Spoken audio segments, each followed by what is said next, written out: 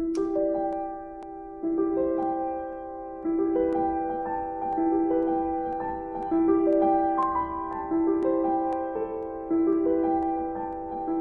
c'était de retrouver tout ce qu'il avait fait à Monaco, toutes les créations qu'il avait fait. Et naturellement, je n'aurais pas pu présenter 32 ballets dans la soirée, mais j'ai choisi 10 morceaux, 10 ballets. C'est vraiment un voyage dans les 20 ans, une expérience pour les élèves de l'école de toucher vraiment beaucoup au répertoire de Jean-Christophe Maillot.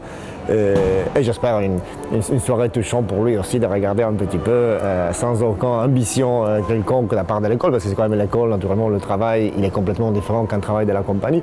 Mais j'espère une soirée touchante aussi pour lui, pour revisiter un peu ce qui s'est passé dans les dernières 20 ans de sa carrière à Monaco.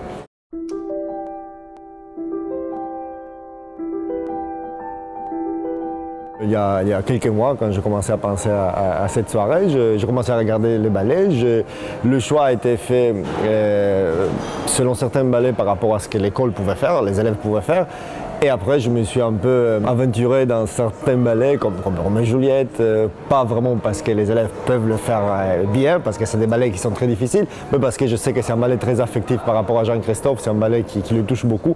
Alors j'ai voulu faire ce petit cadeau, tout en restant très humble.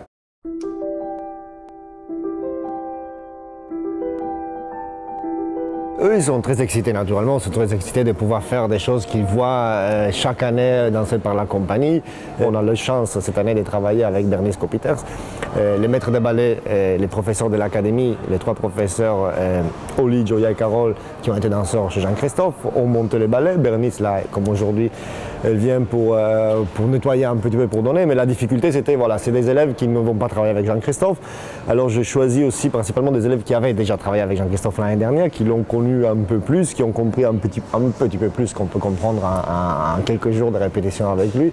Alors le choix s'est fait aussi par rapport à qui dansait quoi, c'est fait comme ça. Et après il y a toujours un choix naturel qui s'est fait, ça veut dire je mets 2-3 personnes sous le même rôle et petit à petit, voilà, il y en a certains qui apprennent et qui tirent, il y a certains qui commencent très haut, mais au fur et à mesure ils ne progressent pas. Je trouve que ces spectacles, c'est le premier spectacle où vraiment ils ont compris qu'est-ce que ça veut dire être danseur professionnel. Parce que là c'est vraiment, on donne la même nourriture à chaque élève et chacun après il en fait quelque chose de mieux de l'autre, et c'est là que c'est comme dans une compagnie, c'est là que ça, on voit qui progresse vraiment, on voit qui fait un travail personnel aussi.